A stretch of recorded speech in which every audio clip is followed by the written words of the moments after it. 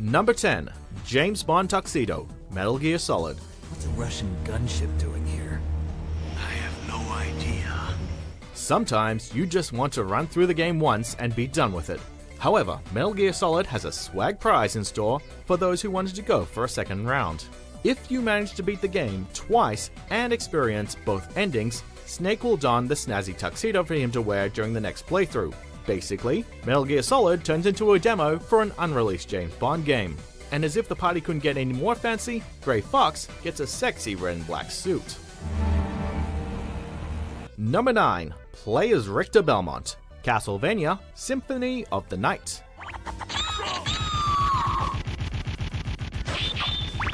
Symphony of the Night certainly delivered a different experience for Castlevania fans at the time, with its tight controls and main protagonist Alucard.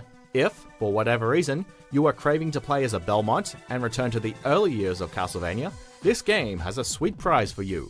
After beating the main story, start a new game, enter your name as Richter, and this will allow you to play as Richter Belmont. Considering how different Richter plays, given how he has a different moveset, you basically unlocked a whole new game to play. 2 games for the price of 1.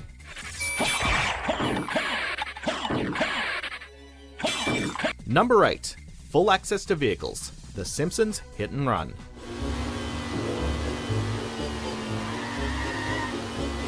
In between escort missions, collectathons, and races, most of us would kill time by wreaking havoc upon the denizens of Springfield.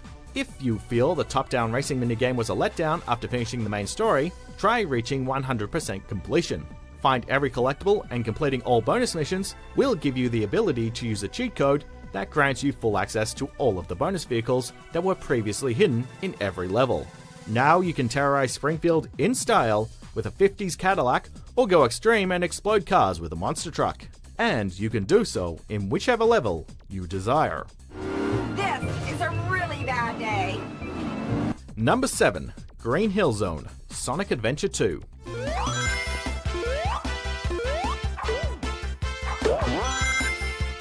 Completing a Sonic game is no easy feat. Most games require you to hit a rank on every level, while others demand you obtain every emerald possible.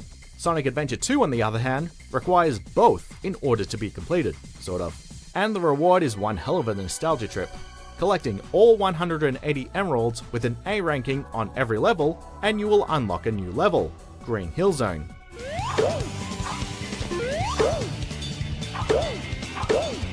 What makes this completion bonus so special was that this was a classic Sonic stage recreated in 3D.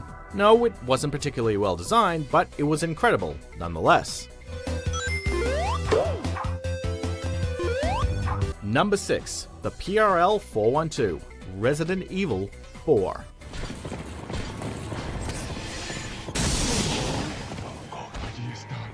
Playing any Resident Evil game can be mentally exhausting. If you aren't getting jump scared at the end of every corner, you're getting overwhelmed by hordes of zombies. So we can understand why some may clock out after one playthrough. However, those of you who managed to beat Resident Evil 4 on Professional mode, the hardest difficulty, will be rewarded with a brand new toy, the PRL 412.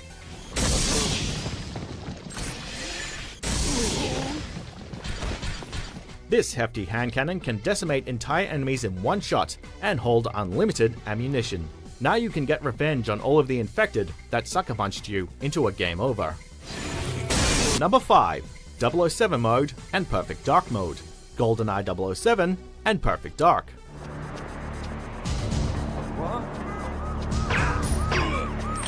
Just when we thought the Donkey Kong games were some of the hardest titles in Rare's library to complete, they gave us GoldenEye 007 and Perfect Dark. When set on the highest difficulties, these two N64 classics become tough as nails, requiring quick reflexes, lots of practice, and lots of accuracy. But if beating both games, including their bonus missions, on the hardest difficulty settings wasn't enough of a challenge, you probably took advantage of their completion bonuses. Dubbed 007 mode and Perfect Dark mode respectively, these unlockable difficulties allow you to tamper with the enemy stats, making them insanely weak with 1 hit point, or incredibly tough and maxing out their accuracy. Now you can turn the game into a test of skill or a laughable slaughterhouse. Number 4. The Old Game, Medieval. Modern games seem to have forgotten how to make awesome completion bonuses. Even the remasters of Crash Bandicoot and Spyro don't even give you much for 100%ing their games. Medieval gives the players a little more respect, and those who completed the 2019 remake were greatly rewarded. After collecting all of the chalices and laying every lost soul to rest, players will unlock an old game option. Upon choosing this option, the game will reboot, and players are greeted with a familiar sound.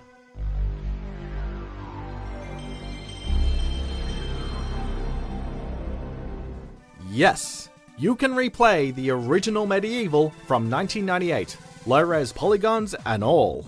Not only did this nostalgia trip make for an excellent completion reward, but we can also sleep soundly, knowing another PS1 classic has been preserved. Number 3, a new character and a game-breaking item, Bayonetta.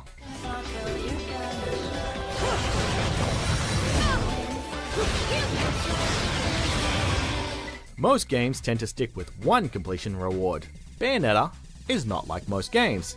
Yes, there are so many completion bonuses to make your time with Bayonetta worthwhile.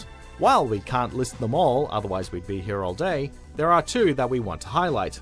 Getting a platinum rank on nearly every level on normal difficulty will net you a new playable character, Jean. But suppose you want to pop every achievement and collect all 101 Umbran Tears of Blood on the hardest difficulty. Should you succeed, you'll be rewarded with the Climax Bracelet, which lets you use your Wicked Weaves instantly, thus breaking the whole game. Congratulations, you have entered God Mode. Number 2, Hand Cannon, Dead Space 2. The world of Dead Space can be intense and frightening. So, after you play through 2 whole games of terror and mutated monsters, why not lighten things up a little?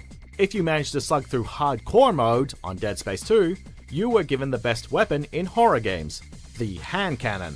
In addition to making you feel like a Dead Space champ, this foam finger can decapitate any monsters with one shot, all while belting out pew pew pew and bang bang bang!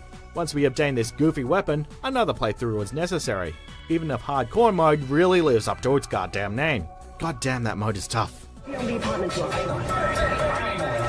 Number 1, Fierce Deity Mask, The Legend of Zelda, Majora's Mask.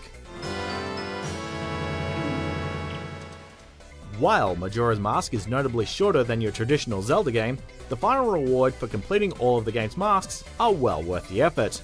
In the final area of the game, you need to surrender all the masks you've collected to the children running around the tree, as well as complete each one of their final trials.